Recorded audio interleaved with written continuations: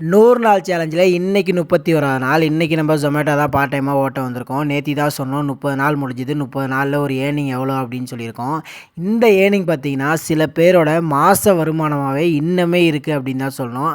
ஆனால் இந்த மாதிரி சோஷியல் மீடியாவில் வர வீடியோஸை பார்த்துட்டு நிறைய பேர் பார்ட் டைமாக நானும் ஜொமேட்டோ ஓட்ட போகிறேன், ஸ்விக்கி ஓட்ட போகிறேன், ஆன்லைனில் ஜாப் பண்ண போகிறேன் அப்படின்னு சொல்லிட்டு நிறைய யங்ஸ்டர்ஸ் வந்து கிளம்புறாங்க. அவங்களுக்கெல்லாம் ஒன்று தான் நான் சொல்லிக்கிறேன்.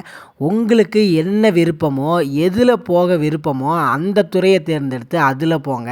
நான் வந்து ஃபுட் இண்டஸ்ட்ரியில் பண்ணணும், சாதிக்கணும் அப்படின்றதுனால தான் நான் இந்த மாதிரி ஜொமேட்டோ ஃபுட் டெலிவரி ஆப்பை ஓட்டிகிட்ருக்கேன். வேறு எதுக்கும் இல்லை. நீங்கள் அந்த மாதிரி உங்களுக்கு பிடிச்ச இதில் போனீங்கன்னா தான் உங்களோட லைஃப் பெட்டராக இருக்கும். வேறு ஒன்றும் இல்லைங்க. இதை பார்த்துட்டு நானும் இந்த மாதிரி பண்ண போகிறேன் அப்படின்னு சொல்லிட்டு நீங்கள் வராதிங்க. அது இருக்கட்டும், கம்மிங் டு த பாயிண்ட்டு. நம்ம இன்றைக்கி இன்சென்டிவோட 347 ரூபா எடுத்திருக்கோம்.